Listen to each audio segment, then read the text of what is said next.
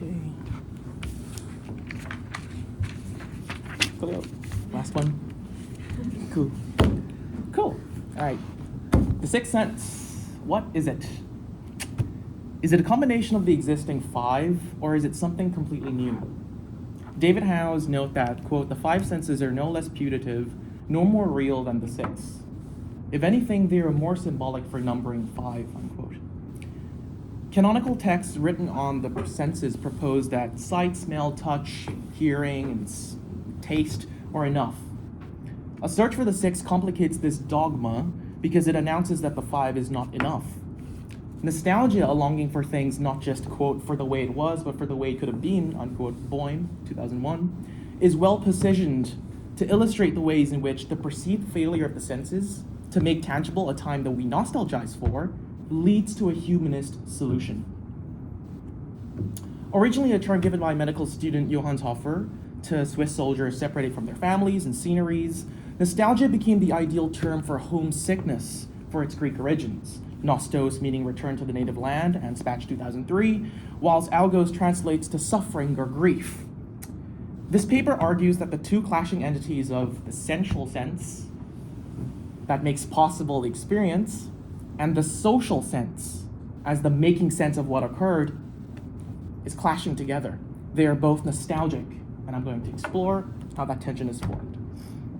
The paper will first explore the effort of the sensual senses before diving into the culturally prevalent social sense, and how, with the help of technology and non-human objects, it coercively makes the sensual sense conform to the way it could have been.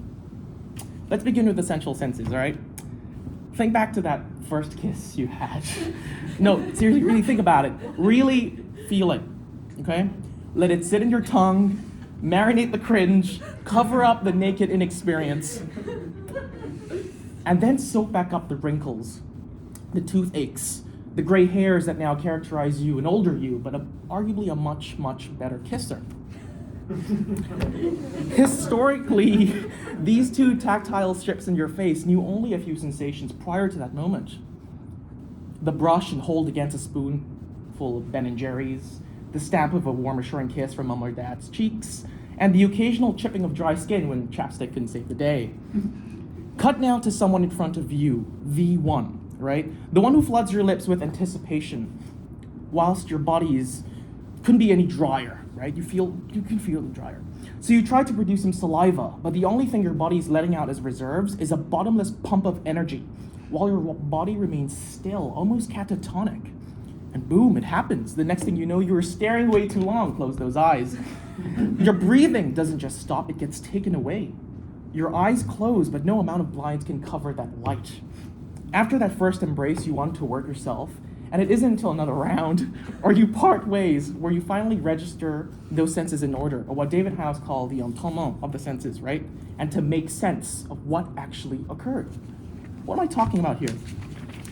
During the present moment of having that kiss, or right now, imagining that kiss, there is already a conflict between the senses that made it possible and your perception that tries to make sense of it. One feels their lips are being flooded with anticipation, yet they remain dry as a sympathetic nervous system response.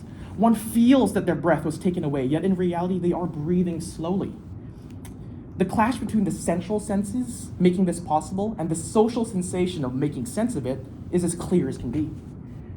If we are post-human for a second, and a bit of a mood killer, I suppose, you are not the only one who are experiencing this kiss, your senses are too.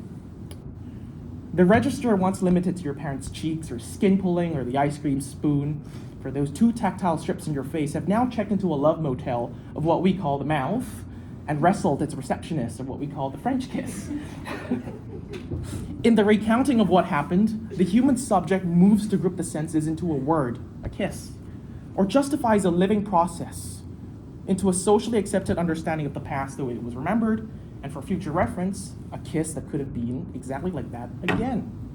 The nostalgic sensual senses may attempt to kiss someone or something, but it will never be like the first time with all its magic. What is missing here is, quote, the entendement of the sense, which David Howe says is the specific sequence to which they are being evoked. Even with the five senses all lined up in activation, precisely like the first time, other sensations beyond the five, such as brain chemicals, external temperature, are not there that made it as uniquely as it was. The nostalgic desires of the central senses can also be found outside the first kiss too. Hospital patients yearn to once again smell and taste things as good as the way it was. The sudden attack of pins and needles in the feet leads to the yearning for when ordinary circulation of blood existed the way it was before each atom that moved inside your feet became physiological pieces of shrapnel. As such, we humans turn to strategies to make sense of what is going on. A disability or malfunctioning of the five means that, quote, oh, one is not up to the senses during the recovery, or that this numbing but sharp pain in the feet just, quote, doesn't make sense. It doesn't go away. This social making sense of the five to be the way it could have been per Boehm is therefore a sixth sense, precisely because it troubles the five we are given, right? It breaks that symbolic five. Yet this social sensation of making sense of what occurred is not as harmless as it is. If pursued seriously, it will forego the work of the central senses in order to achieve the state that it is nostalgic about. It's a battle. Beyond our first kisses, popular culture and history wrestles with the memory of their first love too. The commercial and fashion market recycling past franchises to go back to, the generational desire to bring back something, or the political call to make something great again in 2016, even though it was first used in 1980. Something new is made old because it is retro or vintage, despite being released in the present. Conversely, something old is made new because it is fashionable to be old again, to make great again, right? It is therefore not difficult to see how the social sensation of making sense of things is just recycling empty promises. The catch is this: it cannot make a new sixth sense, but it tries to with this lie at the cost of the central ones. Make sense? Take, for example, the nostalgia for attaining youth. Both the central and the social are nostalgic about going back to a time that it was, and for a time that it could still be. We may argue that the person yearning for the days when their backs did not hurt and things did not crack so much is a nostalgia that is felt more than just by the person, but also their senses who wishes to return to a feeling like home again, echoing the nostalgia that Hofer defined as longing for one's homeland. Presumably, the senses wishes to return to its peak physiological performance, the way it was per Boehm, but this is no longer possible due to age, genetic, life events, etc., that have weakened them. Thus, to make sense of this failure, the response of the social sense is to promise a past or future that Boehm says is prefabricated. In reference to Hofer's understanding of nostalgia as a disease of homesickness, Boehm writes this, quote, nostalgia is an ache of temporal distance and displacement. Displacement is cured by a return home, preferably a collective one. Never mind if it's not your home, by the time you reach it, you will have already forgotten the difference, unquote. To be nostalgic for youth is to experience distance, right? The long road of age, and displacement, not feeling like yourself, or for the central senses, no longer feeling comfortable in their home, i.e. your body anymore. The precarious line that strikes a sociologist such as myself is that whilst the missing of something can be experienced individually, the verification that this something is indeed missing, and thus this act is nostalgic, is determined at the social level, or the return to a desired state of being in time that Boehm remarked as a return home, preferably a collective one, a social one. Anti-aging programs, clinics, etc., embody this social sensation. To preserve the model of youth, the human body is not the only thing that is sustained, but the social situation surrounding the body must be preserved. Often these luxurious clinics, such as in Asia, where I'm from, in Thailand, constantly pump out the buzzing that comes with aged hearing, with crisp upbeat music in their lobbies. Its own furniture is made from dark-colored, non-creasable material that shadows any markings and eradicates signs of non-permanence. Everything is swift and smooth. Notice here how the projection of youth is transferred into objects that cannot age the same way that we do. The faith that in the senses, to be the best it can, given its age and body, is lost. And so the senses must remain static for the social. Botox stunts the wrinkling of the face. Surgical implants uptight the rest of the body into a corset that prevents the skin and the organs from hanging out after a lifetime shift of nonstop work. Or teeth whitening which discriminate the entire neighborhood of other adult teeth for the crime of being there for an entire lifetime. By inversing the entendement of the sense and how they mature and change, the narrative that aging cannot happen prevails. It's constructed, it's kept up. It's not what was, it's what's happening right now, thanks to the social. As the sensual senses age and deform, the social response is to make senses return to how they once were and remain there. They are preserved, they are frozen. But who's to say that the sensual senses are nostalgic for the same thing as the social?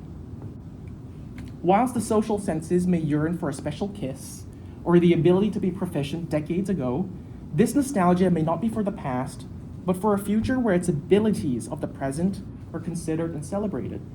The nostalgic sensual kiss may be a softer, less tongue-involved one that makes it special like the first kiss precisely because it could be the last. Whereas the nostalgic social would have it that seniors can twirl their tongues in a fiery passion and force erections often into them on command. Right?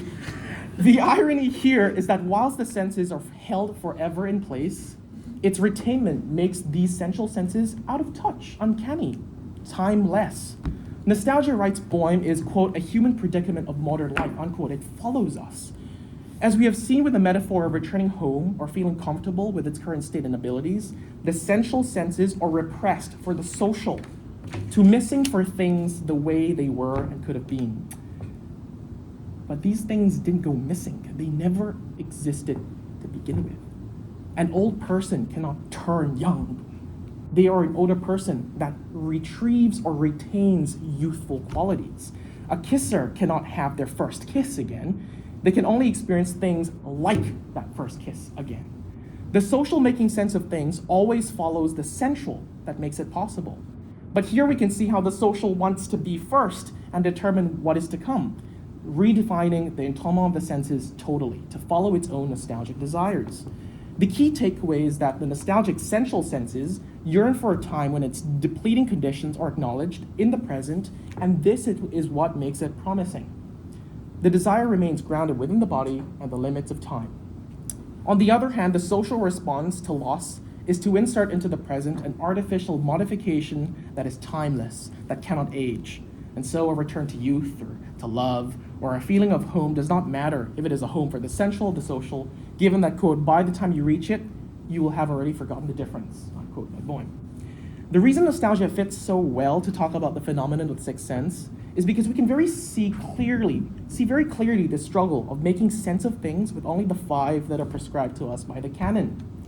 When the five senses fail us because it cannot be activated the same way we experienced it, we turn to a social form of making sense of what we have left.